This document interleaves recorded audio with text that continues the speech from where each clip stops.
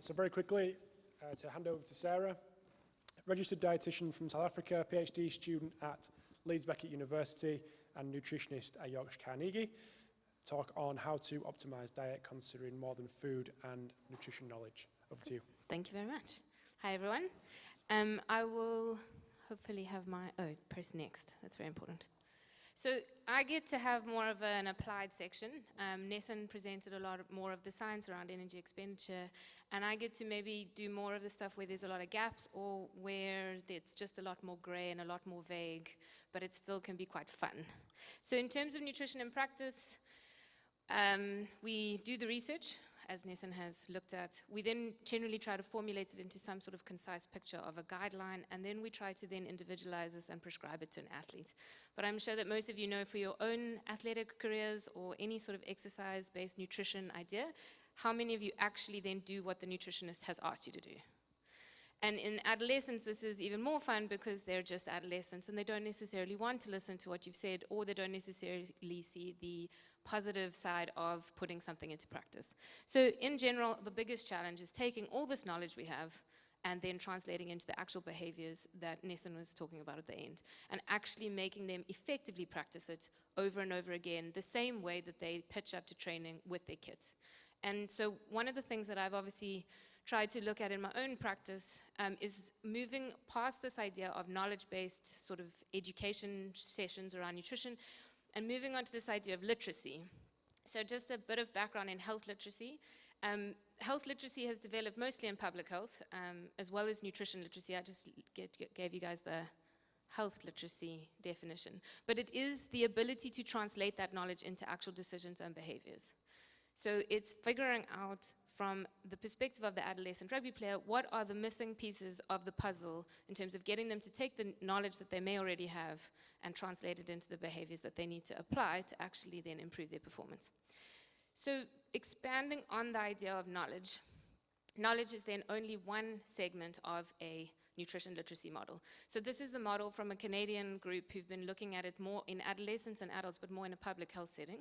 But that's fine, because obviously all we do is we just try to transfer it across into a sport-specific setting. But as you can see in terms of the different components, you've got knowledge as one part, food skills, which I'm sure, as you guys will understand, is mostly around cooking and shopping and all that type of stuff, food decision making, and as you might have seen, we probably make over 200 food decisions every single day. And you need to get the efficacy and the confidence around those decisions to also improve, as well as the idea of the ecological factors. So that usually looks at things like ethics around which types of foods you eat, organic versus non-organic, GMO, animal sort of treatment, all that type of stuff, vegetarianism, of which most adolescents, and especially in rugby, are probably not particularly focused on, but it does develop over time. So what I've done, and as I said, this is where we now get a bit more vague, because there is no sport-specific model. There is also no specific model in terms of, if we look at the physical development model, and a lot of what you guys have heard already, is that there are very specific time frames and very specific progression around the idea of how you grow and physically develop as an adolescent athlete, and then specifically in rugby. But there is no nutrition progression model or any idea of what is the ultimate optimal nutrition literacy or nutrition behavior set that you should have as an adult rugby player. So you'll have to bear with me, but a lot of this is going on my own experience as a practitioner, but also on essentially trying to develop an idea of what do we think they should be able to do to effectively put the guidelines and the things that we prescribe them into practice. So if you look in terms of food knowledge, yes, it is important, but I do find that we often tend to overemphasize it, and the research really does indicate that knowledge doesn't always translate into practice. So we have to actually know that it's there, but it doesn't always need to be the first starting point or the focus of how we then look at nutrition in our athletes. So to me at the moment, and one of my biggest focus, is the food skills component. And I think for adolescent athletes, this is probably the most interesting because, one, I'm dealing mostly with young boys, and two is that there is such a huge transition from going from a home-based environment to then taking care of yourself when you hit 18 or over, that we're not really preparing the athletes to suddenly go from being taken care of in essentially having someone cook for you, to then having to cook for yourself and take care of yourself food-wise. And as Nessan was saying, how does that match up then to that's also the time frame where we really expect the most out of these athletes in terms of their progression and their development. Ecological, you guys can see it's generally around environmental and ethical concerns around food. It's interesting if somebody brings it up, but it obviously isn't generally my focus with adolescents at that point. And I do find, though, that the self-efficacy and confidence part is the second part where I tend to put a bit of focus. And this idea of role modeling, for me, as a 1.6 meter South African non-rugby player, me telling an adolescent athlete what to do sometimes doesn't always come across as the best form or translation of the advice. Richie McCaw telling you what to do, actually, I think I picked the wrong rugby player there, but him or another version of that would sometimes be a lot more effective. So trying to tap into that idea of the adolescent mind and leading with somebody else giving the message rather than me personally doing it myself. So as I said, these are some of the skills that we could be focusing on. Everything from actual cooking skills to food hygiene, shopping, experimenting, especially in the sort of 13 to 16 age group. I find a lot of them are very resistant to trying new things, but it is the foundation for obviously establishing sometimes better eating habits, especially around the vegetable component. Budgeting, cooking for others, access to things, teaching younger athletes what you've learned as an older athlete. As I said, that role modeling could be very interesting. Things about food waste and food systems as well, to try and give them better understanding of where their food actually comes from. However, as I said, I can't expect somebody to obviously learn complex physical movements in one go. We break skills down into smaller parts physically, so we have to do the same thing from a nutrition perspective. So I think in terms of the adolescent specifically, is a lot of the skill acquisition or the idea behind these nutrition skills is to focus primarily on habits first. And so habits, the one part about habits is it doesn't necessarily require a good knowledge base. Also, probably because adolescent rugby players don't necessarily care very much whether it's carbs, protein, fat, micronutrients, antioxidants, blah, blah, blah. They essentially just know, will it make me bigger or faster or meaner or stronger? And so sometimes that's all I need to say. Eat this, it'll make you better. Go. There doesn't need to be much discussion around what's actually in it or whether or not they need a comprehensive knowledge understanding of exactly what is in that food and what it's going to do. And I do also find that we have a tendency to teach nutrition very much in that reductionistic format where we say, here, drink the milk. It's good for your bones because it has calcium in it. But that is terribly simplistic when it comes to being able to reduce a food to one thing. And I think maybe that's a tendency across the board because we don't really know what other words to use and we haven't really created a new language of communication around teaching food skills. And as I said, this is where it gets vague and very wishy-washy, and it's lots of fun, but it does mean it's a bit of trial and error. And as I said, then from the habits perspective, as they get older, you can then look at this idea of individualizing further, making sure that there's more knowledge as to how to adapt the habits that they have then created. Now that you understand that you have the snack after every session, now how do I either increase the snack or decrease the snack based on either your body composition goals, the style of the session, whether it was contact or not, what time of the season it is, etc., etc. So I think that that's probably more useful than trying to hammer in sort of 30 grams of protein post-session as a concept, which is important, but doesn't necessarily need to be what the adolescent athlete needs to know at that point in time. So in terms of the slightly practical approach, as I said, there is not much, there is no research on this in sport and adolescent athletes yet. But this is a version of what have used recently in terms of maybe outlining how you progress the nutrition skills of an adolescent. So as you can see, 10 to 15 years, that's still quite a large chunk of time. I do think you could probably break these down into smaller age groups if you wanted to. Things about basic snacks, awareness of food, always instituting the pre and the post session in terms of, as Nessan said, like the energy expenditure of training and recovery. And then vague sort of ideas around the fact that if you've got more training, you need to eat more. If you have less training, you eat less. Some of that obviously has to, again, be interpreted in the context of the individual, 100%. As they get into that next sort of 5-year segment, 15 to 20 years of age, obviously the idea that they can cook maybe between 5 and 10 basic meals. There is no science behind that number.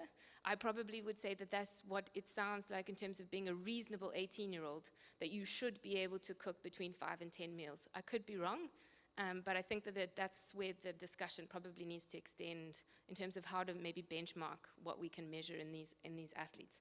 And then, as I said, 20 plus, you're an adult, what can you do in the kitchen, and how can you make sure that you effectively put your nutrition in place once the nutritionist says, right, this is your goal, this is what we're now going to do, this is how you need to apply it in food, and go. So as I said, one of the biggest pitfalls of this current area of my work is that there is no way at this point of actually measuring the whole of food literacy as an outcome. There are different studies that have looked at measuring cooking skills as a specific outcome, maybe looking at fruit and veg intake as a specific outcome, but very few that have looked at something more holistic. And I think it's something that needs a bit of development, but as I say, so if anyone's got any ideas, you can throw them at me with pleasure. And I do think that obviously there's quite a lot of difference between the methods that you'd use for individual team sports versus a team-based environment. So I'm just going to, if you indulge me, just show you a few pictures of what I've been doing with some of the Carnegie Academy guys recently. So there is the idea of food photos. I know that if we wanted to look at actually measuring the food, there is the snap and send stuff that Nessan's been developing as part of his PhD. But in terms of this exercise, this was just the trays from the buffet that came out from all the under-16s while they were at Wellington. And I took a picture of each of their trays.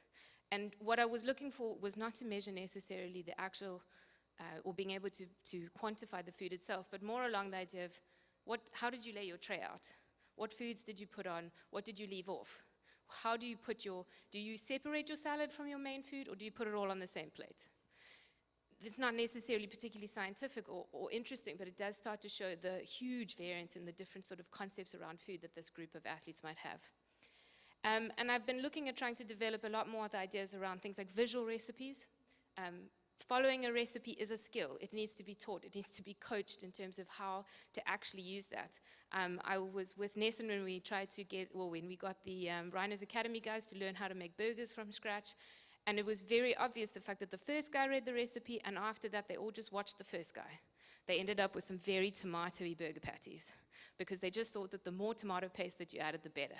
And there wasn't a lot of concept around how to actually modify the recipe for themselves or how to actually just stick to the recipe. And as I said, this role modeling stuff is definitely becoming a lot more apparent. These are just 4 examples of videos that are currently online where they have taken rugby players and asked them more about their own food and how they eat, and usually using that as, again, an advert for why nutrition is important in your sport. And the other one, which I think is definitely something I'd like to develop, which is this idea of both self-efficacy, confidence, food decisions, and food skills, and possibly some food knowledge thrown in, is when you have to make snacks for the rest of your team. So if you make a snack for yourself, you don't necessarily care if it tastes nice. You might eat it and be like, oh, that was average, but you just are the only one who has to put up with that. Take that and say that now you have to make the entire team a snack, and you have to now put up with the evaluation and the often maybe abuse of your peer group. Much more likely to put more effort, apply yourself better, and then as well this idea of then actually being able to see where the confidence and the self-efficacy actually lacks, because you will immediately say, I actually don't know how to do that. And hence then the idea that the nutritionist is standing in the corner just waiting to see if you need help, I'm here, but I'm going to watch and see how you go up until that point. So, and as I have put here, it does need to be reassessed. One of the things is you can teach them how to make something, but if you don't then effectively ask if they're actually implementing it at home, then the idea of this food skill progression might fall flat on its face. So in terms of making it work, I do think that probably the most interesting part about using this type of approach is that it should fit right on top of your rugby progression, rugby skills progression, physical development, etc. They have to be integrated. I did put that as the second point. Getting buy-in obviously is really nice. I'm sure you guys have seen that when it comes to almost any aspect of introducing a new layer to your program. I had to put it up there because I do think that I've had probably both the sort of very pro and very happy to put stuff in type coaching approach, as well as the one where the coaches are pretty dismissive and don't really know why I'm there. So I think that it's really important that as soon as you get the more positive aspect, it's a lot easier to work with that and a lot easier to figure out what to put in place. And I do think that it's really important to assess the group that you're working with and figure out where the gaps are, rather than just assuming that either none of them can cook or that none of them know what they're talking about, and rather to look at the fact that there's probably always going to be a normal distribution of knowledge, skill, and efficacy, and at this point then trying to target to make sure that the bottom sector is always pushed up, rather than the fact that we just assume one way or the other. And with that, I ask if there's anyone got any questions. 8 seconds. Perfect timing, like it. Round of applause first.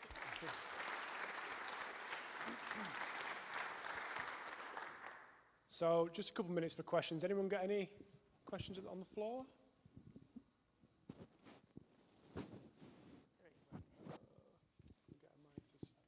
Just give it a shout, I'll repeat it.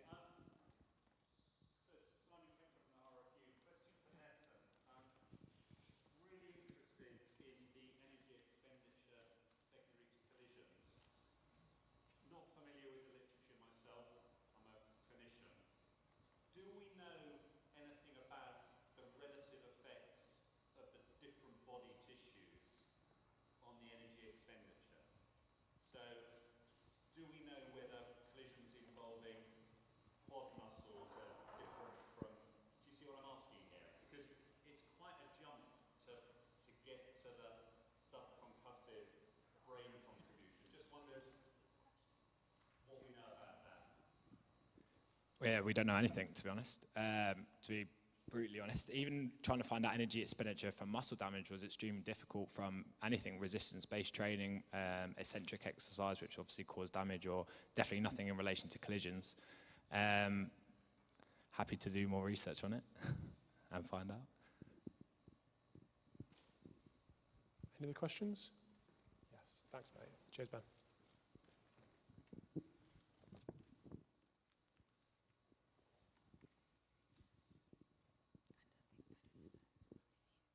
Thanks, Nesson and Sarah. They were brilliant talks. Sarah, one for you.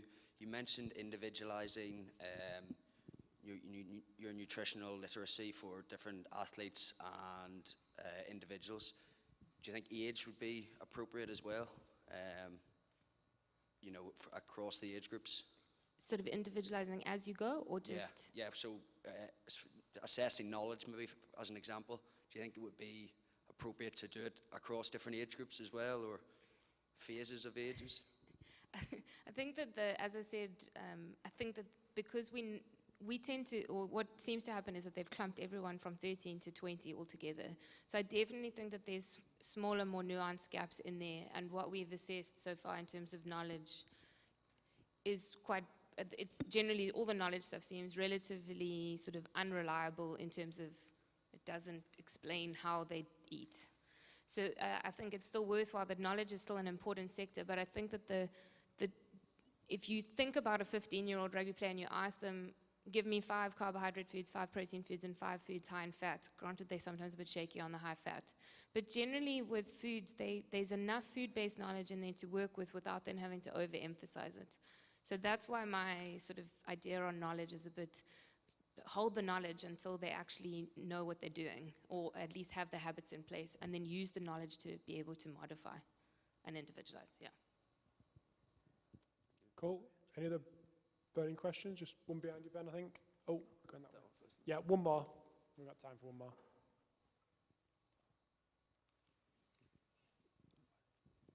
Just for you, Nissan. So if you've identified a player that, say, can't maintain weight, what interventions do you make with the coaches? Do you try and get them to do less contact so they've got less collisions? Is that something that is done with clubs? Yeah, that's a really good question. So the first point that we said with behaviour change is you want to be clear about what you're trying to assess and how you're going to measure it. So for me, the only way to assess energy balance is a fasted weigh-in.